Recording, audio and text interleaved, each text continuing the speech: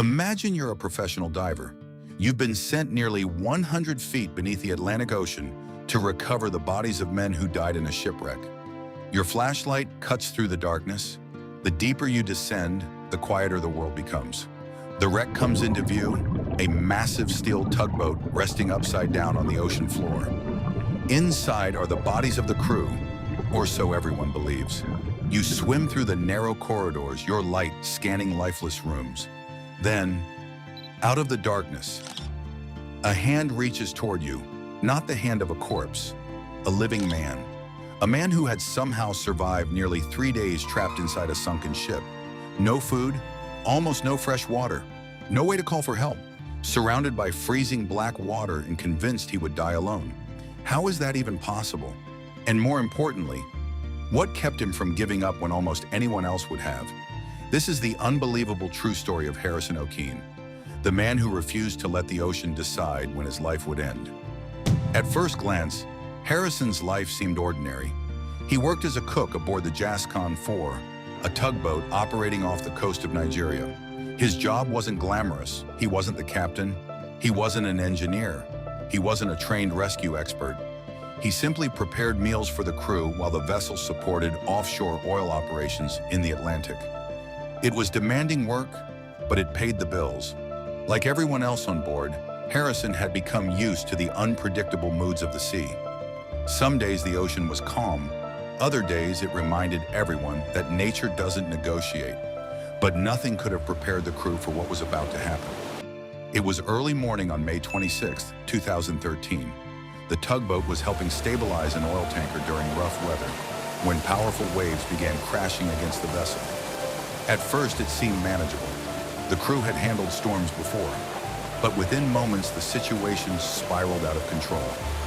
The sea grew more violent. Towering waves slammed into the ship again and again. The tugboat began leaning at a dangerous angle. Equipment shifted. Metal groaned under enormous pressure. Then came the moment every sailor fears. The ship started rolling. Imagine standing inside your home. Then someone slowly turns the entire building onto its side. Furniture flies across the room. Walls become floors. The ceiling becomes the wall you're suddenly thrown against. That's exactly what happened. Except Harrison wasn't inside a house. He was trapped inside a steel vessel surrounded by the Atlantic Ocean. Everything happened in seconds. The tugboat flipped completely upside down. Lights exploded into darkness. Water rushed into the ship with terrifying force.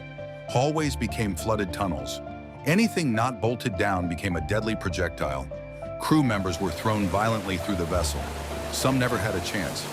Harrison later recalled hearing the terrifying sound of water swallowing room after room. There was no time to think, no time to make a plan, only time to react.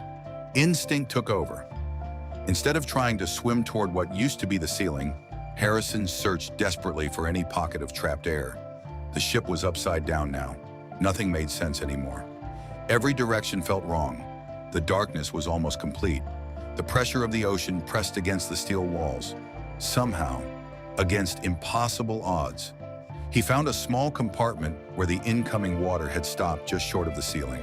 An air pocket, tiny, cold, and almost certainly temporary. But for the moment, it meant he was still alive. Imagine standing in a room no larger than a closet. The floor beneath your feet is actually the ceiling of an upside-down ship. Below you is freezing seawater. Above you is several tons of steel. Outside those walls, nearly 100 feet of ocean.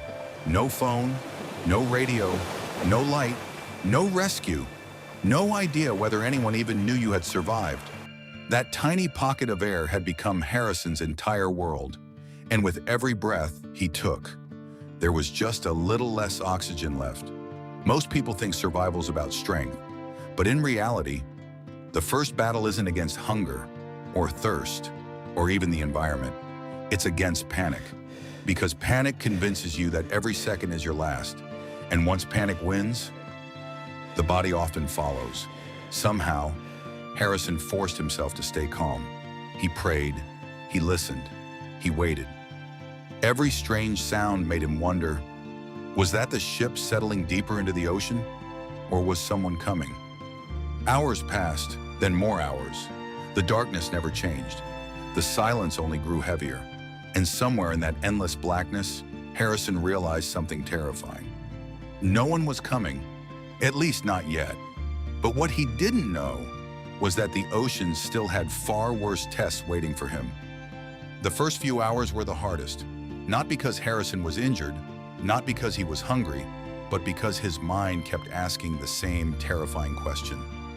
How long can a person survive like this? There was no clock, no sunlight, no way to tell if minutes or hours had passed. Only darkness. Psychologists have long known that when people lose all sense of time, the brain begins to struggle. Without the normal rhythm of daylight and night, it's easy to become confused, exhausted, and overwhelmed. In extreme isolation, even the strongest minds can begin to lose their grip on reality.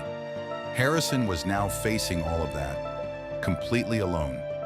The air pocket that had saved his life was both a blessing and a curse. Every breath kept him alive, but every breath also used up the limited oxygen trapped inside the overturned ship. As oxygen slowly decreased, carbon dioxide increased. That meant every hour made breathing a little more difficult. The air felt heavier. His chest worked harder.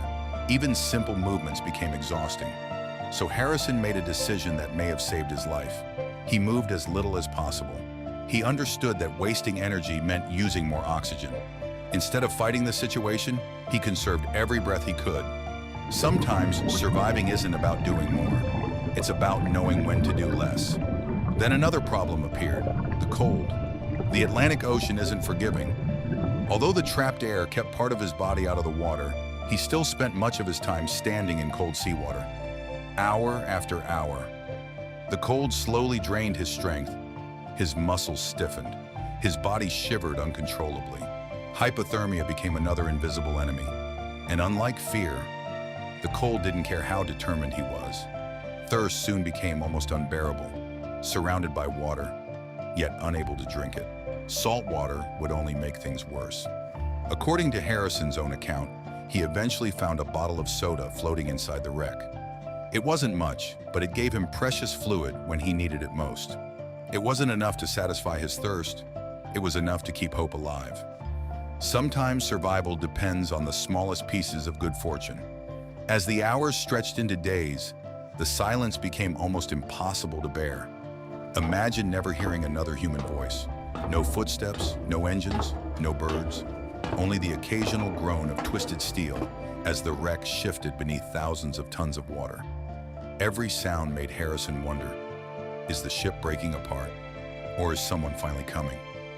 He prayed constantly, not because prayer guaranteed rescue, but because it gave his mind something stronger than fear to hold on to. Hope is difficult to measure. You can't weigh it. You can't see it.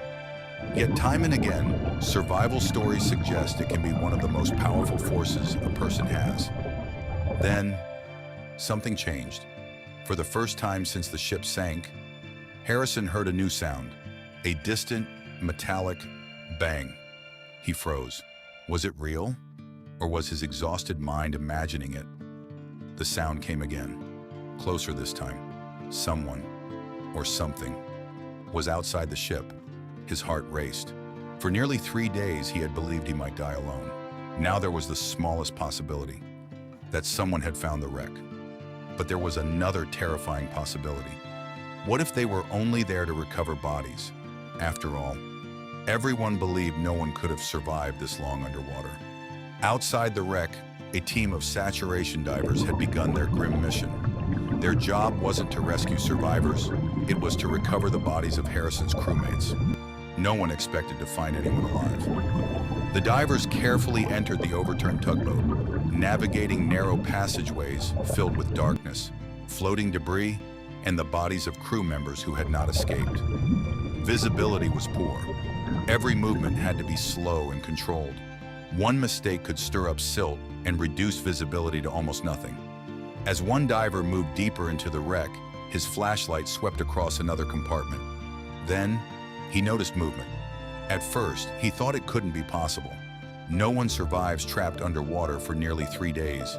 But then, the figure moved again. A hand slowly reached out toward him.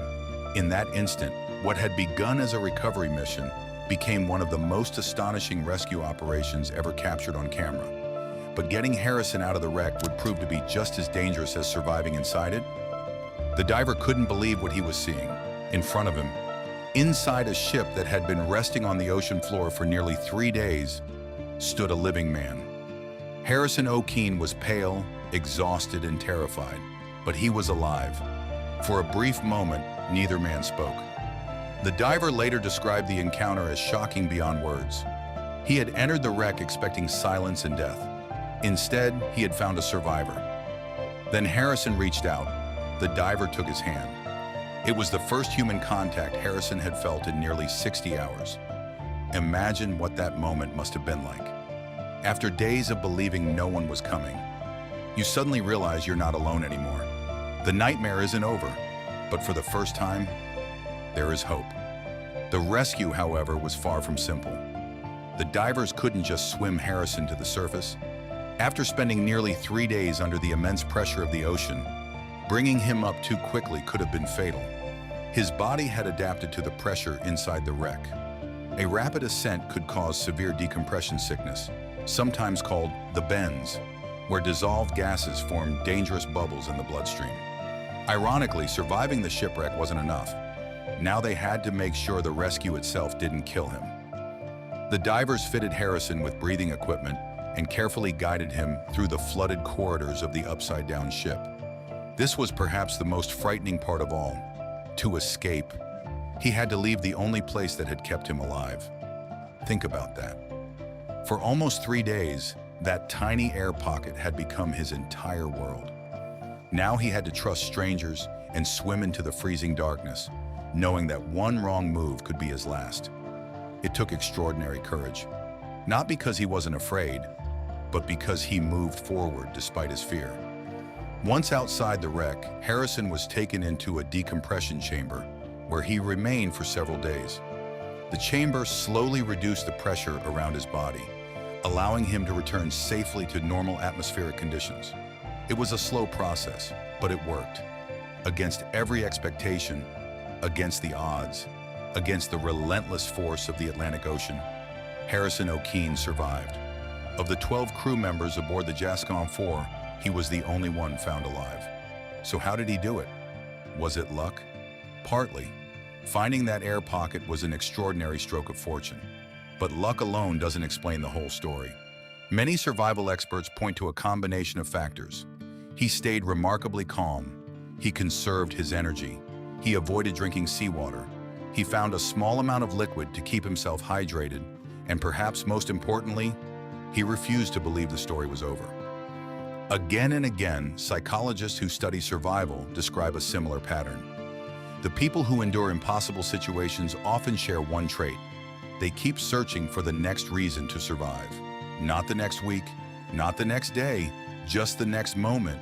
One more breath, one more decision, one more chance. There's a lesson hidden beneath this incredible story. We often imagine courage as the absence of fear, but Harrison's experience suggests something different. Courage isn't about feeling fearless. It's about choosing not to surrender, even when fear surrounds you. When the lights went out, when the ship rolled upside down, when the ocean closed in around him, Harrison had every reason to believe he would never see another sunrise. Yet somewhere in that darkness, he held on. Not because he knew rescue was coming, but because he believed life was still worth fighting for. Sometimes survival isn't about being the strongest person in the room. Sometimes it's about refusing to quit when quitting feels inevitable. Because as long as there's one breath left, one choice left, one spark of hope left, the story isn't over. And perhaps that's the greatest lesson Harrison Okene gave the world. Not that a man survived nearly 3 days inside a sunken ship, but that the human spirit can endure far more than we ever imagined. If this story made you see survival and the strength of the human mind in a new way, then you're in the right place. Here on True Stories, we don't just tell incredible true events, we uncover what they reveal about human nature. Because behind every unbelievable survival is an even more unbelievable story about what it means to be human. Thanks for watching.